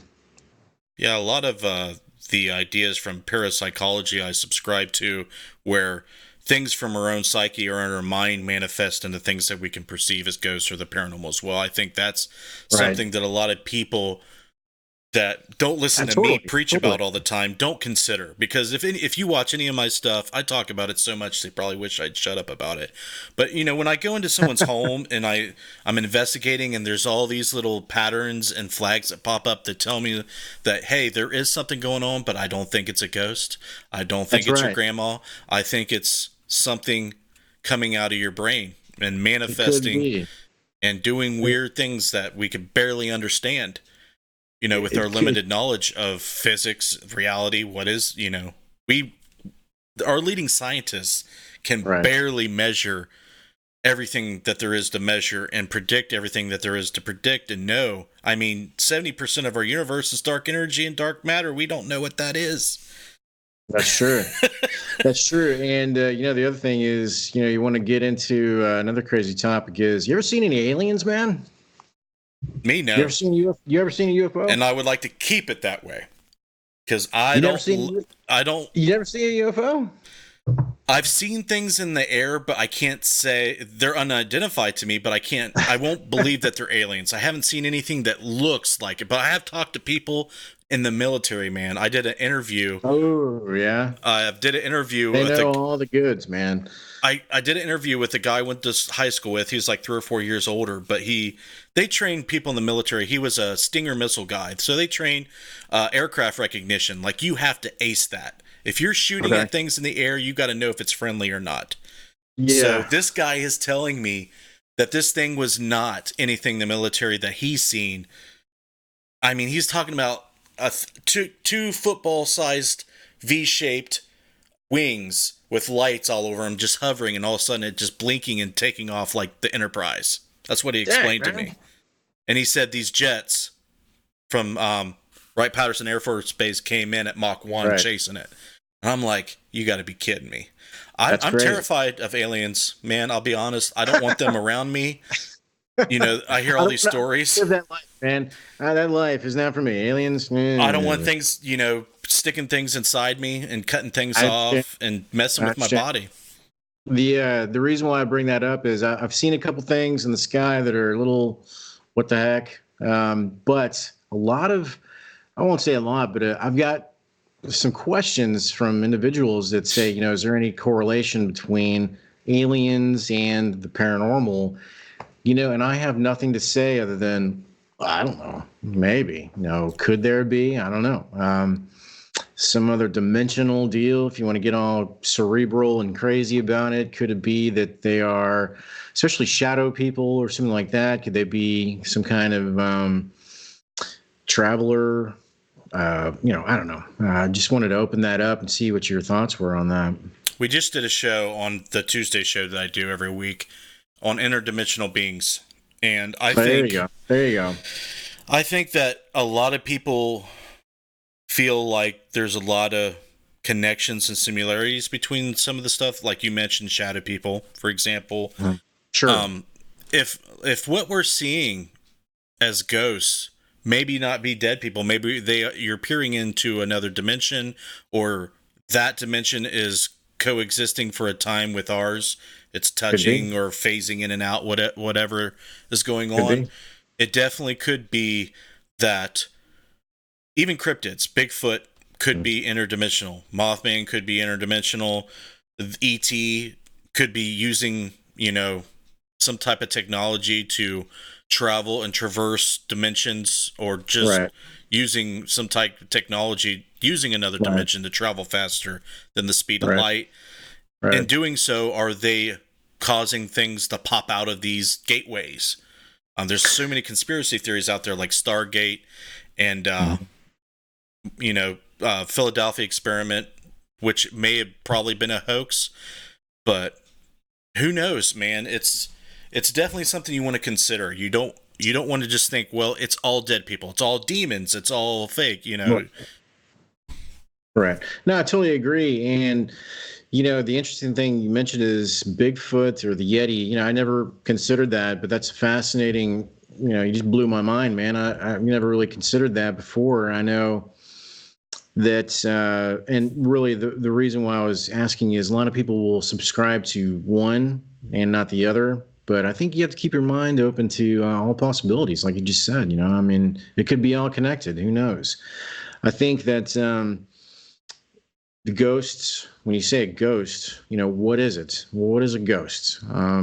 What is a apparition? What is an entity? What is, you know, a orb? What is, you know, what is anything? What is an EVP? You know, I think it all can be connected. And again, you know, we just have to put some focus on, if anybody's watching that is able to make that happen, let's put some scientific evidence to that, or scientific research rather to that.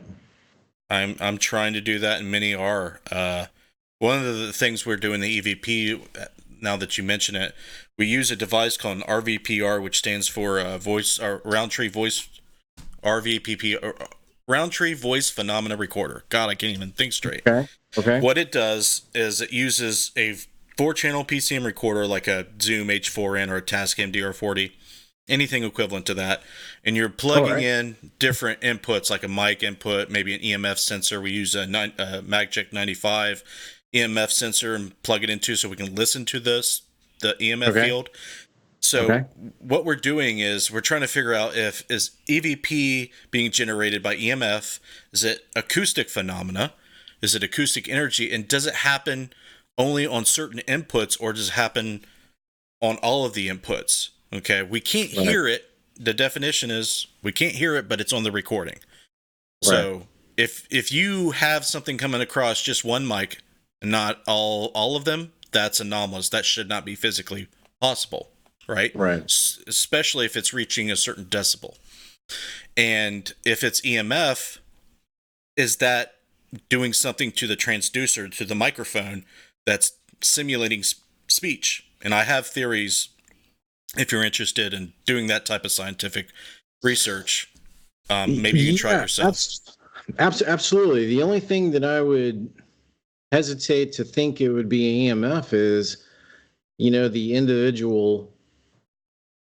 When you get something that is really, if you ask a question, if it's intelligent and an individual responds to you, I'm not sure that is just mimicking. Gosh, that's something for you to tell me more about, because I'm not familiar that in depth. But I would say that if you are looking for Sally, you ask for Sally, and Sally responds.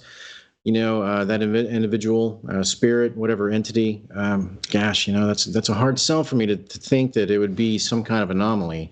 What do you think? What do you think about that, Justin? No, I think that's. I mean, you might be confused. Have you ever had a K2 meter sitting there and you ask if anybody's there, can you set that off? Mm-hmm. Totally. And it goes off. Yeah. And it goes off frequently when you ask it to, and it doesn't when you don't. If that's happened to you, which that has happened to me, that to me says that there's some type of electromagnetic field interacting with the meter, causing it to go off. Now, that same field can cause an EVP to occur in theory. It's a hypothesis. So here's one. Let's just take a vocal mic with a transducer that's got a magnet with a coil on it that moves a diaphragm. Okay, when you talk into it, it moves the coil. The magnet of the coil induces the electrons into the thing and causes speech. Electromagnetic induction. You stick a magnetic field next to that magnet and that copper, it can move it and cause noise.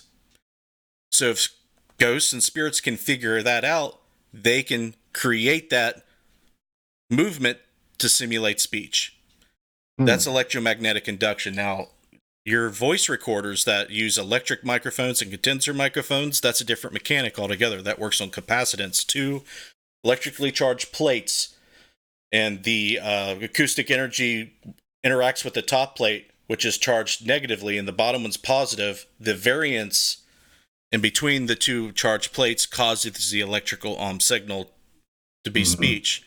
If that's the case, the magnetic field that's associated with the entity can gather ionized particles, charged particles, because that's what magnetic fields do. They gather and if they can use those ions to change the charge in the electric transducer in the microphone, they can generate EVP that way. Those are hypotheses that have been working on for 3 or 4 years now. I hope you get it, man. I mean, that sounds pretty involved, and I hope that you have some success in that. Absolutely, because it could bring some answers to what the heck it is. That's the kind of stuff you're talking about, right? Trying to cross off. Is it this? No. Is it this? No. I would say, to a certain degree, yeah, absolutely. I would say, I want to know where they come from. Talking about point A to point B here, but you are getting right in there where it needs to be. What is it? If we're going to measure this, what is it? Where's it coming from? How do we measure it even further? And I think you're doing a great job. My thought and my thinking is, is it the afterlife? Is it another dimension? Is it something like that? But keep doing what you're doing, man. That sounds fascinating, and I wish you all the best on that. Please let me know and let everybody else know where you're going with that, because that's fascinating, man. That's fascinating. I think the reason I'm doing that is if we can figure out just that part of it, we can create recorders or machines that can make the conversation and the communications better. Right, exactly. But the origin is the elephant in the room. You want to know what it is. Yeah. I don't know if we'll ever know what that is right now. Right. I'm only trying to figure out what I think I might be able to have a chance at. There's a great old, and this kind of reminds me of it. Remember Tales from the Dark Side? Stephen King, Tales from the Dark Side. There's a great one that I just saw just a couple months ago where a guy builds this machine where it actually can give ghosts energy. So it's a machine that projects energy, and it makes them stronger to where they can manifest and speak. And he does this. He locks himself up in this house so long that finally his friend comes to the door and says, "Oh, you've done it. You've done it." And the old man says, "Oh, congratulate. How did you know I did it?" And he says, "Well, we're using your machine to record you." And he had passed away doing all these experiments and not eating and not sleeping. And it's fascinating. It's pretty interesting. But if you can figure out something like that, where you can actually measure where it's coming from, and that's fascinating. Keep going, man. More power to you, brother. Well, I need a whole lot more help, and I think the problem with the paranormal now is the standardization and methods not being standardized. There's no authority out there that can suggest or mandate to people, is the word, do it this way and not that way. Sure. If we got let's just say 100,000 people doing it 100,000 different ways, that's a shot in the dark. That's playing lottery to me. And I'm not going to hold my breath. What I advocate the most is the standardization. And I'm not an expert, so what I can do is tell people how you should operate a camera, all the ins and outs of the camera, all the ins and outs of your meter, everything that you're using, know everything there is to know about it. Sure. And identify the false positives, identify the anomalies that are explained by either the operation or the nature of the tools that you're using. Right. Psychology is another thing I try to educate a lot. The power of suggestion, the power of the mind, confirmation bias, cognitive dissonance, all these things. You just have to know what you're doing. And I think that's my contribution. I think you are on the right track. And, you are doing a great thing, because that is a couple things.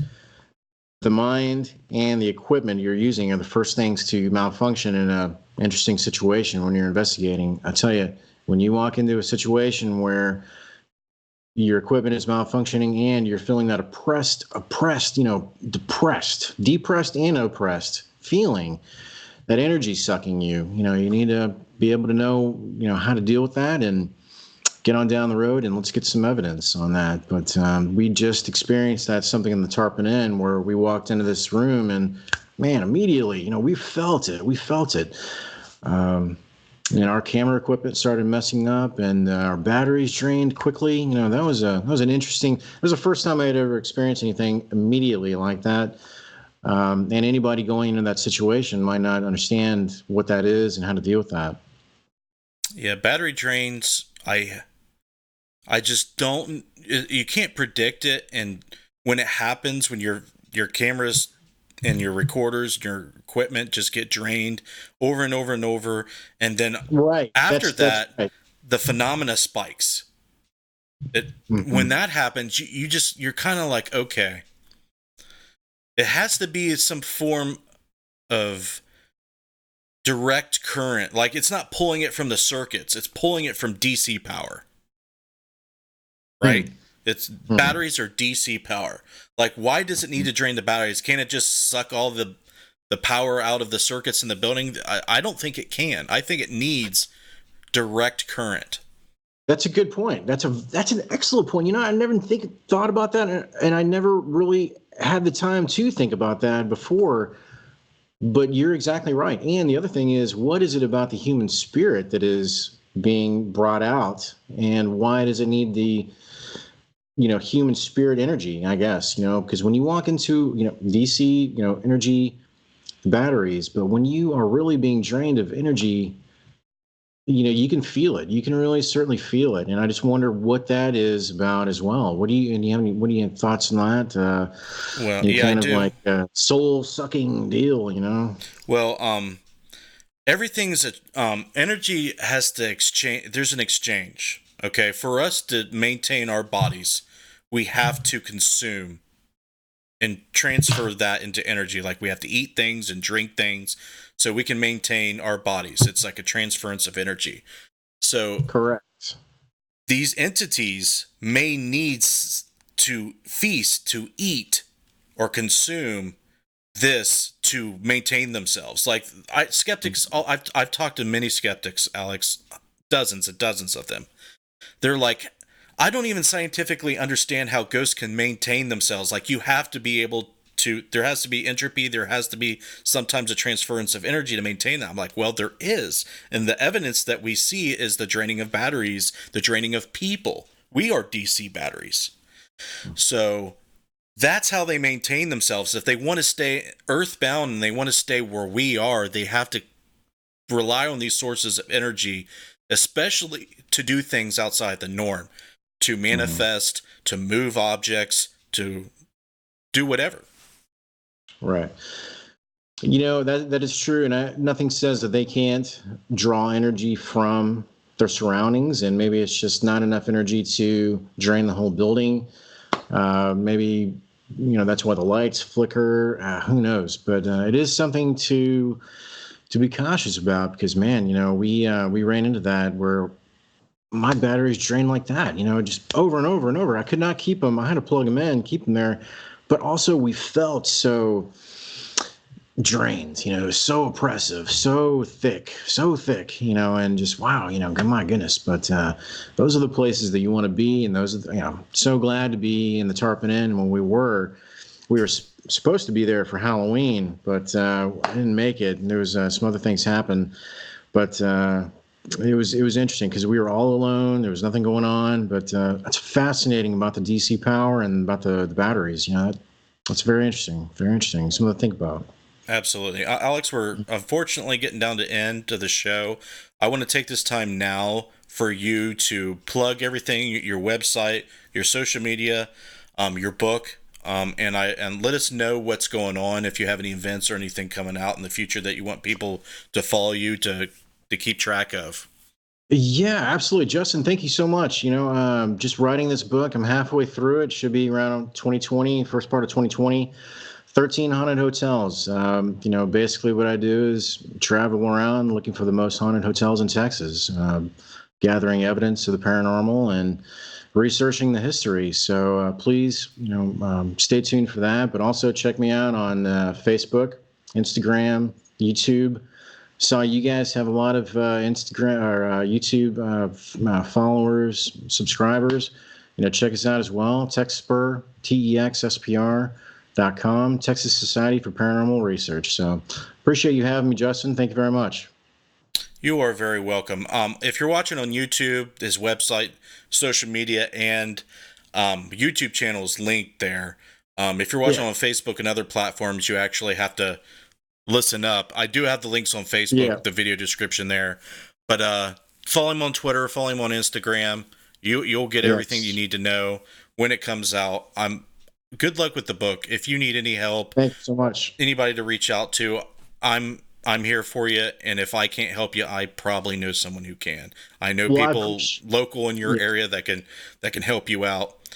And all the best of luck to you, Alex. I appreciate the opportunity. Thank you so much for having me on your show, and keep the good work, man. You're doing great. I appreciate it. Thank you so much. And ladies, you as well. Thank you so much. Thank you, and you do the same. I'm going to wrap up the show. If you want to hang out on the call, you can while I wrap it up, or if you need to go, you can go ahead and sign off. I'm good, man. All right. Thank you for watching. 2 hours is a long show, right? So, thank you very much for everybody that has stuck around for the full 2 hours. I did see a drop off, but that's to be expected. Giving us 1 hour, let alone 2, of your life is we appreciate that. That's awesome. So please consider following Alex Smith and TEXSPR on all the stuff they're doing. It's definitely the book. It's got to be very, very good research when someone, you know, dials into those areas and lets you know where the places are, what the history is, what the reports are. If you are in that area, that would be definitely a good resource of knowledge and kind of like a guide if you're in the Texas area or if you're just interested in ghost stories. So check Alex out. Thank you very much. We're going to go over here to this page right here. We're going to throw up the website. Go check us out at interfacedeath.net. That's where everything Interface Death lives. Social media, videos, you name it. Patreon.com/support Interface Death is a way to help us financially. If liking and sharing and watching our videos is not enough for you, you get rewarded through Patreon for doing that. You can also donate one-time small amount through PayPal as well, and the links in the video to do that. You can follow us this show on Necromancer Live on Facebook. The link is there, Twitter and Instagram, and on Twitch. Patreon supporters, please extend your thanks to them. They make this content free for you to watch. They make it grow, and they make it not go anywhere. If it wasn't for them, we wouldn't be doing this. So Clay Borman, Scotty Fox, Katie Turner, R.G. Murphy, Casey Schreiner, Jessica Bias, Paranormal Reporter, Joe Vitelli, Heather Elliott, Betty Kegley, Cherry Capital Shadow Seekers, Kelly McConkey, The Ghost Guild, and Anthony Grothis. Thank you very much for your financial support. If you are interested in Patreon, please, you get rewards for even just $1 a month. We would greatly appreciate it. And I'm just going to leave it there, folks. You guys have a good night. We love you. You're in our hearts. Tomorrow we have another Paranormal Soapbox on Tuesday. Don't know what the topic is. The Patrons will vote on it, and we'll talk paranormal again next Tuesday. You guys have a good night. Stick around for the video promotions. We are doing a campaign for RU Media Network. So if you're new and you haven't seen it, stick around and watch that. We appreciate it. Thank you very much. We'll see you next time.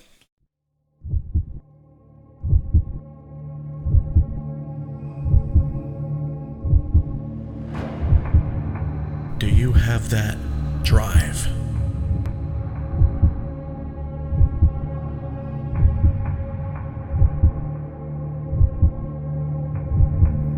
That morbid curiosity to explore the darkness?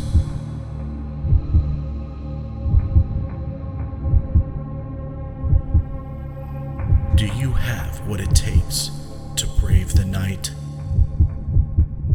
You do? Good.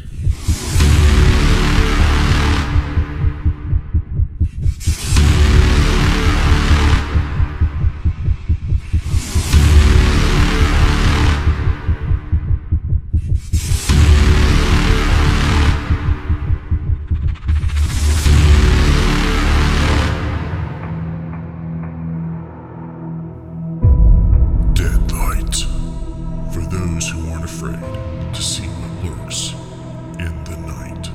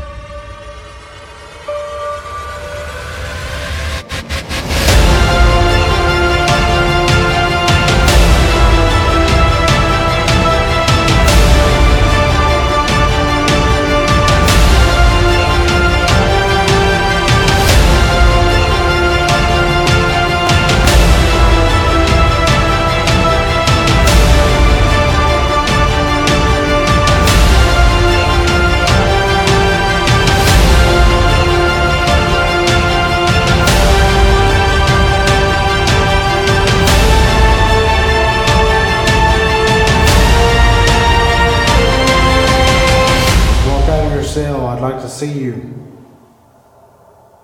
What the fuck was that?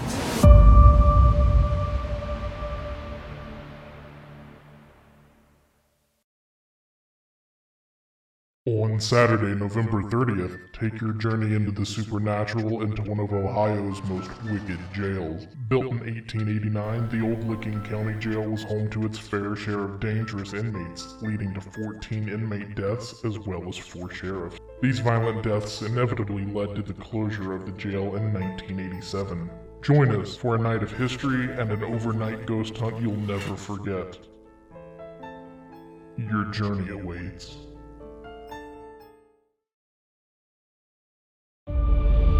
Welcome to Ground Zero. This is the talk of the talk You know, everybody is captivated by this area. This is what I call the asylum. When I first purchased the place, it wasn't hard to know that this has been whitewashed. Everybody has their sort of the boogeyman. When you're young and growing up, be good, the boogeyman's gonna get you. Well, you wanna know what the boogeyman in Madison is? It's this place. You grew up here and you acted up in front of your parents, you get sent here. Now that sends a red flag. If this was a nice facility and everyone's being taken care of, why are you gonna send them here? Something was happening behind these walls.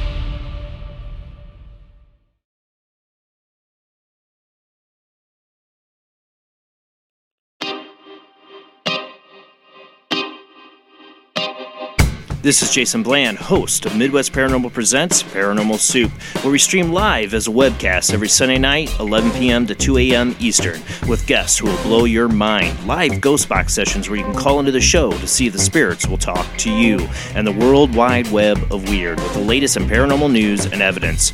We're bringing the weird every Sunday night, 11 p.m. to 2 a.m. Eastern on our Facebook page and YouTube channel. Don't forget to follow and subscribe.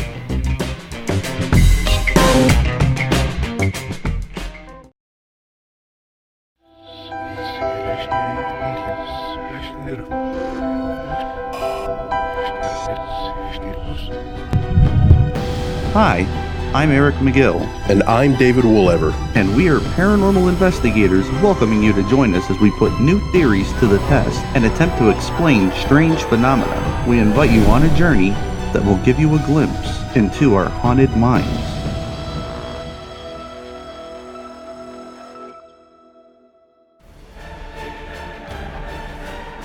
Hi guys, Eric McGill here, RU Media Network and Our Haunted Minds. I just want to talk to you guys real quick about the awesome stuff going on behind the scenes. The Our Haunted Minds video is coming along swimmingly, and it's really going to be awesome. As you guys know, Adam Kimmel is joining us for the first investigation with Dave and I. And then after that, we may have Chris, or we may have Becca, or we may have Ashley. But it's really exciting, and you guys are not going to want to miss this first one. A lot of awesome stuff happened.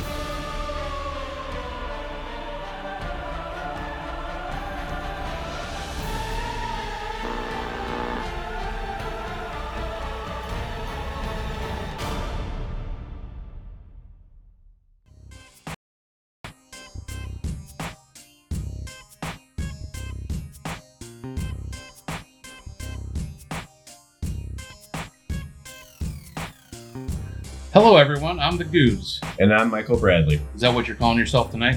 Heisenberg. Not the Angry Kitty. Max Braggins. Anywho, we're the hosts of the Cryptic Paranormal Show. On our show, we'll talk about all things paranormal except Bigfoot. He freaks me out. Really, dude? You know that, but I mean, I guess we could talk about him as long as I don't have to see him. We will talk. As a matter of fact, we'll talk about all fields in the paranormal realm. And every week we will interview new guests, celebrities, and researchers in the field, and all our comrades in the paranormal underground. And we aren't afraid to ask the hard questions no one else will. Our conversations are rooted in our own experiences as paranormal investigators. So be prepared to have your minds, your opinions, and your beliefs challenged. And let's not forget to warn them about all the tomfoolery and shenanigans. Let's just say, you might want to put the kiddos to bed before tuning in. They don't call us the paranormal shock jocks for nothing. Do they call us that? If they don't, they will. So be sure to tune into the Cryptic Paranormal Show every Thursday night from 8 p.m. to 10 p.m. Eastern Standard Time, only on RU Media Network. Spook you later, crypto heads. Bye.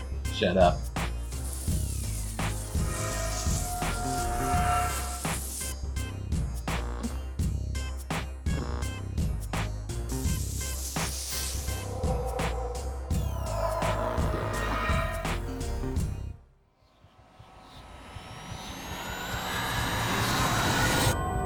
Welcome into the Abyss with your host, Sean Gilmore.